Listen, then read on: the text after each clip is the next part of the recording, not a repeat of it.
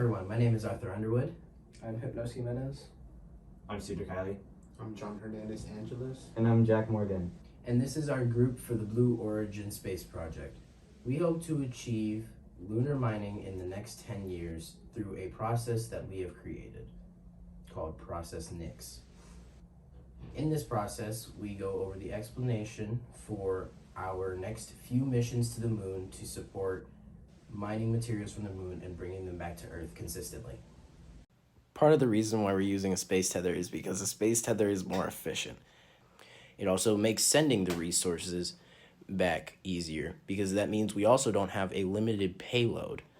We can use it as a base to send probes into the asteroid belt or to other near-Earth asteroids, which would be really good for us. And finally, it would generally just be a lot cheaper than trying to, one, send a lot of rocket fuel, and two, build tons of new probes to try and bring a lot of mass back to Earth. As for how we would get the space tether to the moon, it would be sent up using conventional rockets and parts. It would then be assembled on the moon, where the tether and the countermass would then be put into orbit, as well as additional fuel which could be used to maintain the tether's orbit around the moon.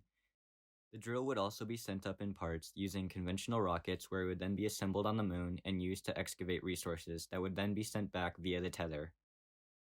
Now you know how we plan on transporting the mined lunar materials from the moon to the Earth. But you may be asking yourself, well, how do we actually get these resources? Luckily for this part has basically already been figured out for us.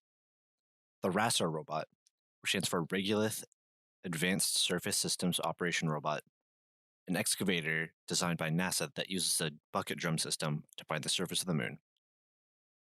RASAR would collect regolith, bring it back to a lander, and process it into fuel and water to sustain the first few missions. Then, over time, we could send more and more RASARs to the point where we could consistently send back large amounts of water, which could be turned into rocket fuel, and helium-3, which could be used for nuclear reactions. Thank you for listening. We hope you found our project interesting and would consider our process in the future. Thank you.